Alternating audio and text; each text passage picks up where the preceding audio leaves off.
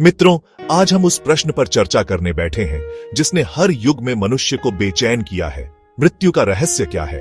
क्या आत्मा भी मरती है? हम जन्म लेते हैं, जीते हैं, बूढ़े होते हैं और एक दिन शरीर त्याग देते हैं। परंतु सवाल यही है कि क्या मृत्यु अंत है या यह केवल एक द्वार है किसी और यात्रा का? शास्त्र कहते हैं, न जायते म्रियते व कदाचित, आत्मा न जन्म लेती है न मरती है। विज्ञान कहता है चेतना एक अद्भुत रहस्य है जिसे अभी तक पूरी तरह समझा नहीं जा सका। और अनुभव कहता है जो ध्यान, समाधि या मृत्यु के निकट अनुभव से गुजरा, उसने मृत्यु को अंत नहीं बल्कि एक नई शुरुआत पाया। आज हम तीनों दृष्टियों को जोड़कर देखेंगे, शास्त्र, विज्ञान और अनुभव। अर्जुन ने कुरुक्षेत्र में मुझसे यही प्रश्न पूछा था, हे माधव, यह सब लोग मरेंगे तो युद्ध का क्या अर्थ है? तब मैंने कहा, देहि नित्यम वध्योयम देहे सर्वस्य भारत, तस्मात् सर्वाणि भूतानि न त्वं शोचितुमर्हसि। अर्थात आत्मा कभी नष्ट नहीं होती, केवल शरीर बदलता है। जैसे मनुष्य पुराने वस्त्र त्याग कर नए धारण करता है। छांदोग्य उपनिषद कहता है, जैसे नदी समुद्र में मिल जाती है वैसे आत्मा परमात्मा में लीन होती है, परंतु उसकी पहचान मिटती नहीं, वह चेतना बनी रहती है। बृहदारण्यक उपनिषद कहता है, जो जान ले कि मैं आत्मा हूं, न यह शरीर न यह मन, उसके लिए मृत्यु का भय समाप्त हो जाता है। पुराण कहते हैं कि आत्मा अज्ञान में पड़कर 84 लाख योनियों में भटकती रहती है। मृत्यु केवल देह का परिवर्तन है, आत्मा का अंत नहीं। इसलिए मृत्यु को देहांत कहते हैं, आत्मांत नहीं।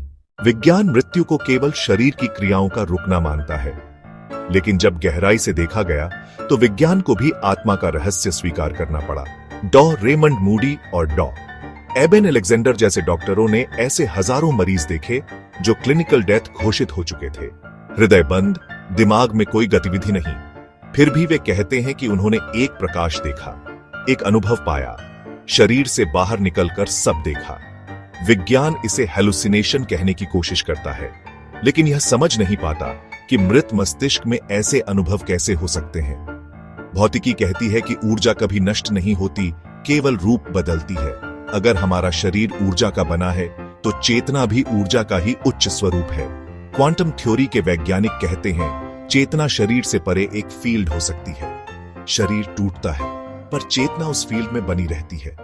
कुछ बच्चों के केस दर्ज हैं जिन्होंने पिछले जन्म की बातें बताई, नाम, जगह, परिवार, और आश्चर्य यह कि जांच में वो बातें सच निकली। डॉ इयन स्टीवेंसन ने ऐसे 2500 से अधिक केस डॉक्यूमेंट किए।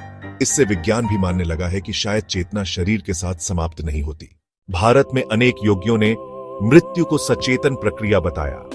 स्वामी विवेकानंद कहते थे, मृत्यु उतनी ही स्वाभाविक है जितनी नींद। जैसे नींद में हम अपने कमरे से अलग दुनिया में चले जाते हैं, वैसे ही मृत्यु हमें एक नए आयाम में ले जाती है। रामकृष्ण परमहंस अपने शिष्य को कहते थे, मृत्यु में केवल दीपक की लौ एक स्थान से दूसरे स्थान पर चली जाती है, पर लौ बुझती नहीं। कबीर ने कहा, जब मैं था तब हरि नहीं, अब हरि है मैं नाही। सब अंधियारा मिट गया, दीपक देखा माही। यह अनुभव बताता है कि मृत्यु के पार केवल परम प्रकाश है। पश्चिम में भी ऐसे लोग हैं जिन्होंने out own of body experience किया और मृत्यु को एक दरवाजा बताया, अंत नहीं। कई लोग कहते हैं मृत्यु के समय समय रुक जाता है और आत्मा एक शांति के सागर में प्रवेश करती है। अब यदि हम तीनों दृष्टिकोण जोड़ें, शास्त्र कहते हैं आत्मा अमर है।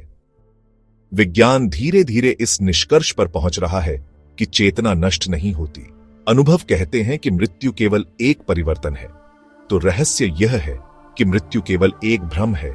जिसे हम मृत्यु कहते हैं वह तो केवल शरीर का अंत है। आत्मा उस क्षण अपने पुराने वस्त्र को छोड़कर अगले अनुभव की ओर बढ़ती है। मृत्यु का रहस्य समझ लेने के बाद भय मिट जाता है, फिर जीवन जीना आसान हो जाता है, क्योंकि हम जानते हैं कि जो प्रियजन इस दुनिया से गए वे कहीं ना कहीं अब भी हैं। हमारी आत्मा भी कभी नष्ट नहीं होगी। हमें केवल इस जीवन को सजग, पुण्य और प्रेम से भरना है ताकि अगली यात्रा उज्जवल हो। याद रखो, आत्मा न मरती है न जन्म लेती है, वह सनातन है, शाश्वत है, अविनाशी है। इसलिए मृत्यु से मत डरो, बल्कि जीवन को ऐसे जियो जैसे यह आत्मा की यात्रा का एक अध्याय हो। जब यह समझ आ जाती है तो मृत्यु मित्र बन जाती है, शत्रु नहीं।